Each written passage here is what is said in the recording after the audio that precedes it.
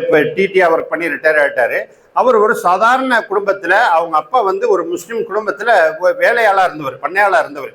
So அவர் வந்து இஸ்லாத்தை பத்தி தெரிஞ்சுக்க ஆர்வப்பட்டு அவர் காலேஜில் படிச்சுட்டு இருக்க காலத்துல அவர் ஹிஸ்டரி வேற படிச்சார். அதனால இந்த வரலாறு இதெல்லாம் படிக்கும்போது இஸ்லாம் பத்தி தெரிஞ்சுக்கணுங்கிற ஒரு ஆர்வம். அதுக்கு இன்னொரு பின்னணி என்னன்னு சொன்னா, அவங்களுடைய குடும்பத்துல அந்த முஸ்லீம் குடும்பம் வந்து இவங்கள ரொம்ப மரியாதையா கண்ணியமா நடத்தினாங்க அப்படிங்கிறது ஒரு பின்னணி.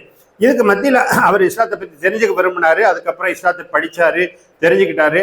அதுக்கப்புறம் அல்ஹம்துலில்லாஹ் நல்ல ஒரு இஸ்லாமிய குடும்ப மனிதராக மாறி இப்போ டிடிஆ வேலை செஞ்சு ரிட்டையர் ஆயிருக்காரு. இது போல சாதாரண மனிதர்கள் நமக்கு தெரியாது, யாருக்கு நமக்கு நேரடியாக தொடர்பு இருந்தால் தான் தெரியும். பிரபலமான மனிதர்களை நமக்கு தெரியும். ஆக மொத்தத்துல இந்த உலகத்துல எத்தனையோ மதங்கள் இருக்கு, எத்தனையோ வழிபாடுகள் இருக்கு, எத்தனையோ வழிமுறைகள் இருக்கு. இதுல எது சரியான வழி அப்படின்னு தேடுறவங்க மிக மிக குறைவு. அந்த தேடலுக்கு பதில் சொல்லக்கூடியது இந்த குர்ஆன் சொல்லி அல்லாஹ் சொல்றான். என்ன, நேர்வழியின் தெளிவான அறிவுரைகளை கொண்டது. நீங்க வந்து எதை தேடி போய் அலசி ஆராய வேண்டாம். நேர்வழி வேணுமா, இந்த இருக்கு பாருங்க. இப்ப நம்ம சொல்றோம் இல்லையா, இங்க இருந்து இதுக்கு போகணும், கன்னியாகுமரி போகணும்னா ஜிஎஸ்டி ரோட்ல போயிடு, அது ஒரே ரோடு ஸ்ட்ரைட்டா போயிட்டே இருக்கும், உனக்கு இருக்கிறதுல ஷார்டஸ்ட் ரூட் அப்படின்னு சொல்றோம்ல. அது போன்ற தெளிவான அறிவுரைகளை கொண்டது அப்படிங்கிறத ரெண்டாவது விஷயமா அல்லாஹ் சொல்றான். முதலாவது ஹுதல்லின் நாஸ், மனிதர்கள் அனைவருக்கும் வழிகாட்டக்கூடியது. ரெண்டாவது வந்து நேர்வழியின் தெளிவான அறிவுரைகளை கொண்டது. மூன்றாவது தான் சொல்றான், சத்தியத்தையும் அசத்தியத்தையும் பிரித்தறிவிக்கக்கூடியது. இப்ப இன்னைக்கு இப்ப நம்ம சொன்ன மாதிரியே தான், இதுக்கு முன்னாடி இருக்கத ஒரு 2 வழிமுறை இருக்கு, 4 வழிமுறை இருக்கு. இதுல எது சரின்னு தேடணும்னா அதுக்கு ஏதாவது ஒரு ரெஃபரன்ஸ் வேணும், ஒரு உரைக்கல் வேணும். உரைக்கல்ங்கிறது நம்ம அடிக்கடி கேள்விப்பட்ட வார்த்தை. டச் ஸ்டோன் சொல்லுவாங்க, தங்கத்தை உரசி பார்க்கறதுக்கு, அது எவ்வளவு தரமானதுங்கிறத பார்க்கறதுக்கு ஒரு கருப்பு நிற கல் வச்சிருப்பாங்க, உரசி பார்ப்பாங்க, தங்க கடையில் நம்ம பார்த்துருப்போம். அது போல ஒரு வழி சரியான வழிதானா அப்படின்னு நீ உரசி பார்க்கணும்னா அதுக்கு இந்த இருக்கு பார்த்துக்கோ அப்படின்னு சொல்லி அதுதான் இந்த டச் ஸ்டோனாக இந்த குர்ஆனை அறிமுகப்படுத்துகிறான். இந்த 3 விஷயங்களை கொண்ட குர்ஆன் இறக்கி அருளப்பட்டதுனால இந்த ரமலான் மாதம் சிறந்தது. அந்த ரமலான் மாதம் சிறந்ததுங்கிறதுனால, இந்த குர்ஆன் இறக்கி அருளப்பட்டதுனால அதுக்கு நீங்க நன்றி செலுத்தும் பொருட்டு அந்த மாதத்தை எவர் அடைகிறாரோ அவர் அந்த மாதம் முழுவதும் நோன்பு நோக்கட்டும் அப்படின்னு சொன்னா, அந்த அடிப்படையில் அல்ஹம்துலில்லாஹ் நாம முதலாவது 10 அந்த ரஹமத்தான 10 நாட்கள், அதுக்கடுத்து இப்ப மகஃபிரத்தான 10 நாட்கள்ல நம்ம போயிட்டு இருக்கோம். இதை தொடர்ந்து இன்ஷா அல்லாஹ் வரக்கூடிய மற்ற மீதமுள்ள நாட்களையும் நாம முழுமையாக நோன்பு நோற்று அந்த அல்லாஹ்வுடைய அந்த அருட்கொடைகளை, அதில் குறிப்பாக வர இருக்கின்ற இந்த ஒற்றைப்படை இரவுகள்ல அந்த இரவுகளுடைய சிறப்புகளையும் நாம் அடைந்து கொள்ளக்கூடியவர்களாக அல்லாஹ் தஆலா நம்மை ஆக்கி அருளணும். இப்ப இந்த மாதம் இருக்கு, இதுல வந்து 4 கடமைகளை நிறைவேற்றக்கூடிய மாதம். என்னன்னா, ஹஜ் ஒன்றை தவிர இஸ்லாத்துடைய முக்கியமான 5 கடமைகளில் 4 கடமைகளை நிறைவேற்றக்கூடிய மாதமாக இது இருக்கிறது. ஏன்னு சொன்னா, களிமா எப்போதுமே உண்டு, தொழுகை எப்போதுமே உண்டு, அடுத்ததாக நோன்பு இந்த மாசத்துல மட்டும், அதுக்கு அடுத்ததாக இந்த ஜக்காத் இருக்கிறது, இதையும் இந்த மாசத்துல செய்யக்கூடிய வாய்ப்பு இருக்கிறது. ஏன்னா எப்ப வேணாலும் கொடுக்கலாம். சரி, நோன்பு மாசத்துல செஞ்சா ஒரு நஃபிலான நன்மையை செஞ்சா அதுக்கு ஃபரலான நன்மை கிடைக்கும்.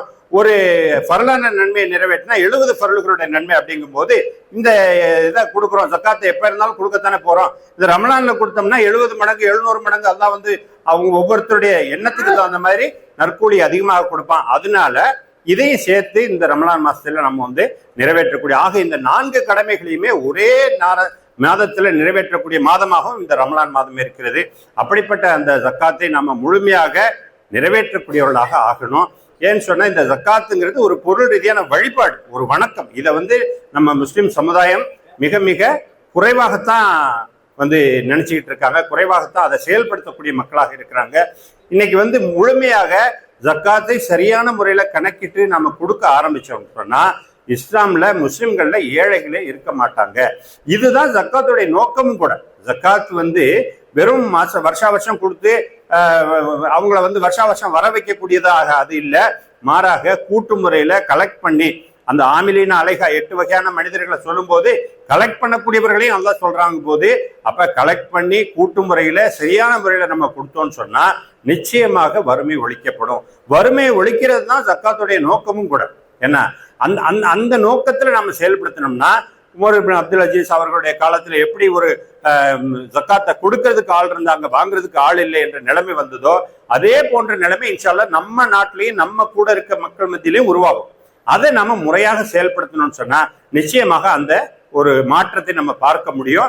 ஒருத்தருக்கு ஒரு தையல் மிஷின் தெரியும், இல்ல ஒருத்தர் அயன் பண்றதுல ஒரு 2000 ரூபா 3000 ரூபாய்க்குள்ள ஒரு பொருள், அந்த ஆளுக்கு இப்ப அவர் வெறும் ஜக்காத்து கொடுத்து 5 ரூபா 10 ரூபா இல்ல 100 ரூபா 200 ரூபா 1000 ரூபாய் மட்டும் கொடுக்கறத விட அந்த என்ன தொழில் தெரியுமோ அதுக்கு எவ்வளவு தேவைப்படுதோ எல்லாருமே கூட்டா செஞ்சோம்னா நிச்சயமாக செய்ய முடியும். ஒரு தையல் மிஷின் வாங்கினா ஒரு 6000 7000 10,000க்குள்ள கிடைக்க போகுது. ஒரு அயன் பண்ற மிஷின் ஒரு 2000 3000 கிடைக்க போகுது.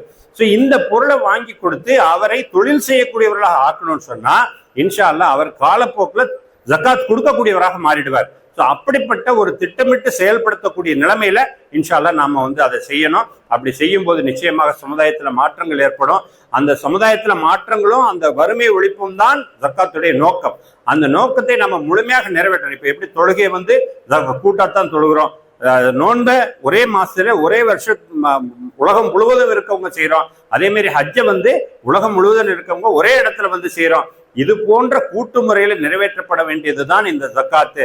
அந்த ஜக்காத்தை நம்ம முழுமையாக நிறைவேற்றினால் நிச்சயமாக நல்ல மாற்றங்கள் ஏற்படும். அப்படிப்பட்ட மாற்றங்களை ஏற்படுத்தக்கூடியவர்களாக அல்லாஹ் தஆலா நம்ம அனைவரையும் ஆக்கியருள்வானாக. மீதமுள்ள காலங்களில் அல்லாஹ்வுடைய கட்டளைகளை, இந்த நோன்பு மற்ற இபாதத்துகளையும் முழுமையாக நிறைவேற்றக்கூடியவர்களாக அல்லாஹ் நம்ம அனைவரையும் ஆக்கியருள்வானாக. வாஹிர் தவானா அல்ஹம்துலில்லாஹி ரப்பில் ஆலமீன். அஸ்ஸலாமு அலைக்கும் வரஹ்மத்துல்லாஹி வபரகாத்துஹு.